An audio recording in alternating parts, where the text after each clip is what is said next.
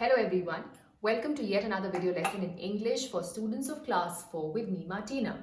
Now today I come from a very special corner in my house, something that I have set up just for this session. Now you could also set up a similar storytelling corner because I call this my storytelling corner. You could also do something similar. You could have a little corner in your home where you put across a little makeshift tent, where you possibly are hosting some of the storytelling sessions yourselves, and I'm sure you can do a much better job than what I've done today. Now the lesson today and the session today is called It's Story Time. So what do stories teach us? Well, they teach us about life, about ourselves, and about others. Now, it could be the story in your favorite story book, or in a novel, or an autobiography, or a memoir. Who doesn't love a good story?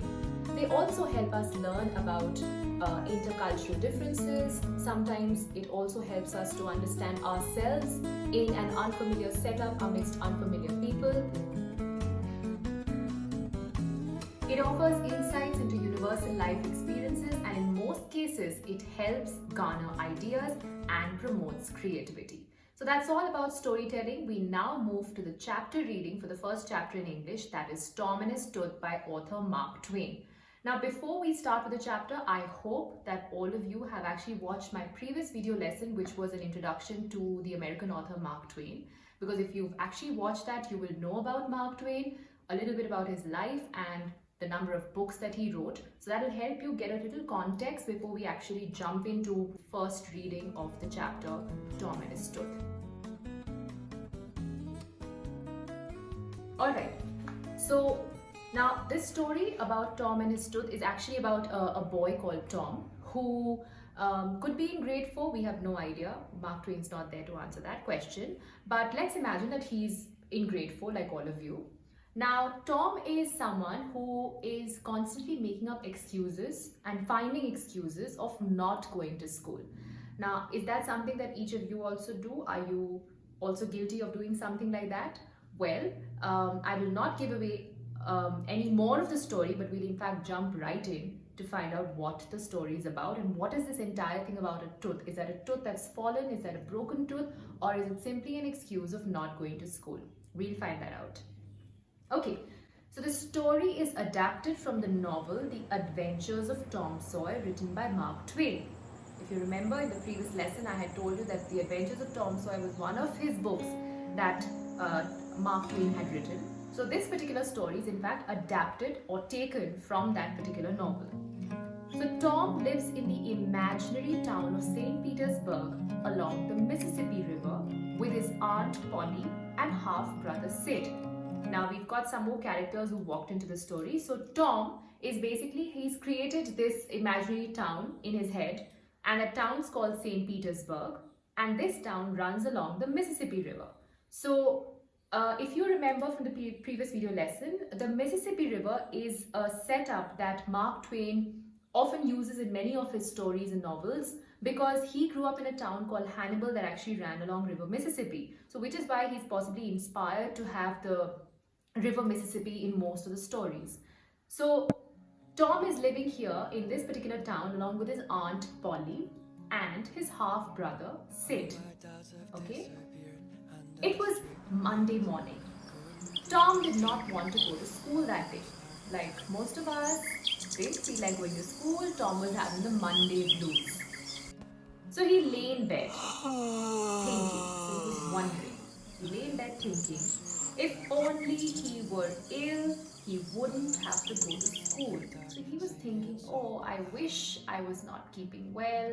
I wish my stomach was upset. I wish I had hurt my elbow, some excuse or the other, and I wish I didn't have to go to school.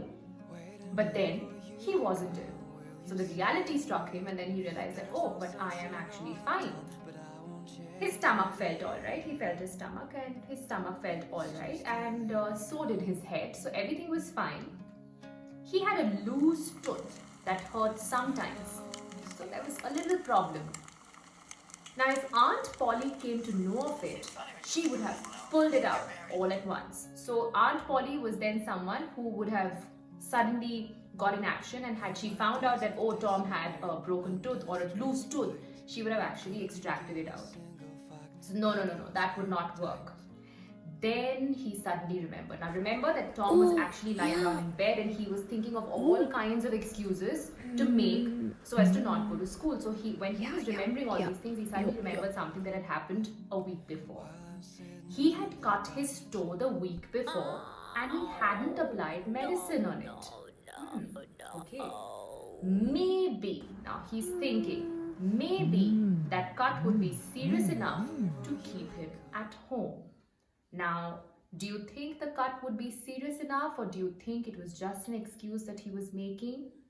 We'll find out. Let's turn to the next page.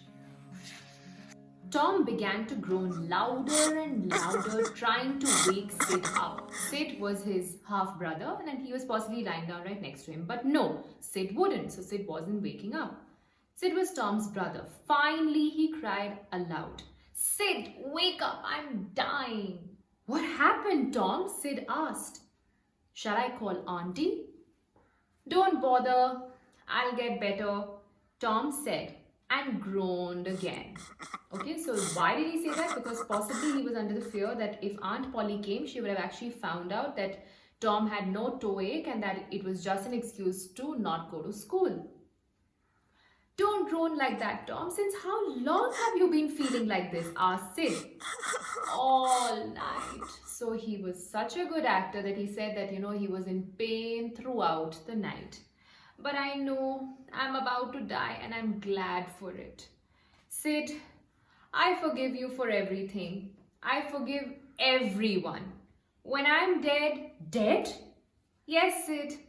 Tell Aunt Polly that I forgive her for beating me. Give my cat to that new girl, please." So, as you can see, Tom was in his act. He was a great actor, and that he was telling his brother that, "Look, I don't think I'm going to survive this ache, and that my toe is hurting so badly that I think that I'm going to die. So what you should do is that that new cat that I have, I think that's something that you should give to that new girl." So he didn't know the new girl's name, so he said that you can actually give it to that new girl. So yes, tell Aunt Polly that I forgive her for beating me. Give my cat to that new girl. So then he was also saying that, you can tell Aunt Polly that I'm going to forgive her for whatever she's done to me, for all the times that she scolded me or for all the times that she's hit me.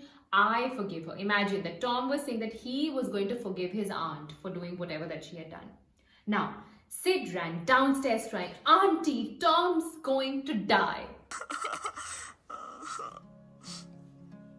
"What? Is Tom dying?" Aunt Polly cried. "I don't believe it," she said, rushing upstairs. What happened, Tom?" Aunt Polly asked in a quivering voice. Her voice was shaking and she didn't know what had happened to Tom. "Oh, Aunt Polly." "What's the matter, boy?" she asked. "Oh, Auntie, my toe, it hurts." So he was such a good actor that he said that his toe was hurting and he was also groaning in pain. "Really? Let me take a look." So then what did Aunt Polly do? Aunt Polly put on her glasses and she checked Tom's toe. Suddenly, she began to laugh and cry at the same time. "There's no problem with your toe," she said. "Now get out of bed and get ready for school." So this means that Aunt Polly had actually found out that there was absolutely nothing wrong with Tom's toe and that he was just looking for an excuse to not go to school. Suddenly, Tom stopped groaning and added, "It's my tooth as well." "Your tooth? What happened?" "It's loose and it's quite painful." So Tom was now shifting from one excuse to excuse number 2. "Open your mouth," she said. Tom opened his mouth. "Yes, the tooth is indeed loose, but it won't kill you. Mary, fetch that strong piece of string and a lump of hot burning coal from the fireplace," said Aunt Polly. Mary was Tom's cousin. We have another character now. Tom said, "Oh, please, don't pull my tooth out. It doesn't hurt now. I want to go to school." So Tom was now having no excuse. So he suddenly realized that all his excuses were falling flat on his face. So he told his aunt that, no, I don't want my tooth to be pulled out, and that, "Okay, fine, I'm now going to go to school." Ah, there you are. So the problem was about going to school. "I know that you would love to go fishing," said Aunt Polly. In the meanwhile, Mary came in. Now, Mary was Tom's cousin. She came in with a piece of string and the red hot coal.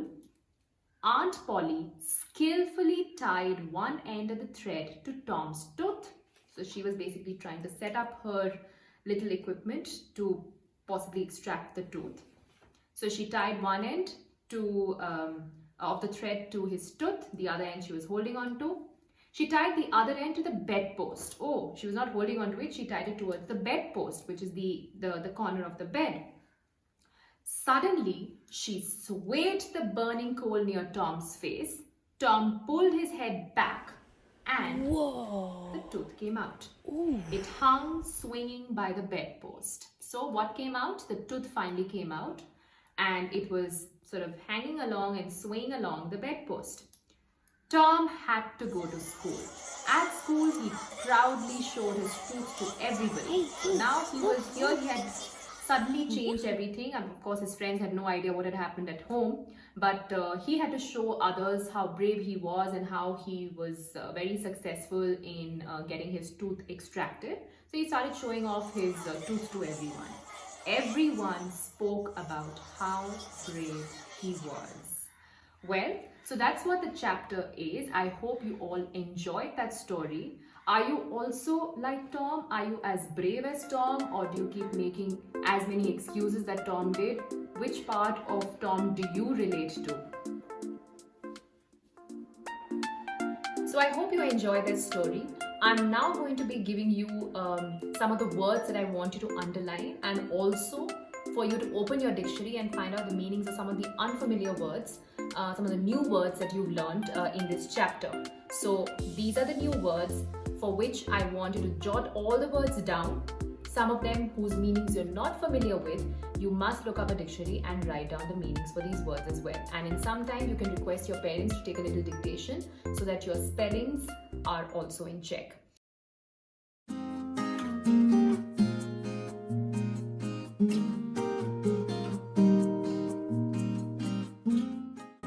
So talking about storytelling, Rolly Books, which is a publishing house, has been on Instagram, been having these wonderful interactions with different authors with the hashtag Believe in Books, where they are having a host of authors who are talking to their viewers and readers. Here Shrabni Basu is talking about her book Spy Princess.